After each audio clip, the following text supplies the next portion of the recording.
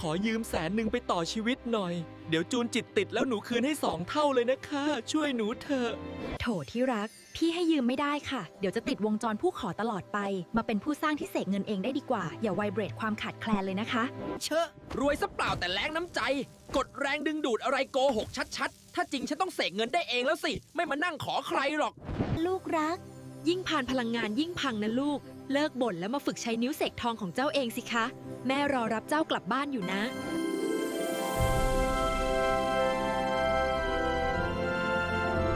เข้าใจแล้วครับแม่ผมจะเลิกขอเงินคนอื่นแล้วไปเรียนคลาสสัมผัสไมดัสกับครูพลอยจะได้เสกเงินเองได้แบบไม่ต้องยืมใคร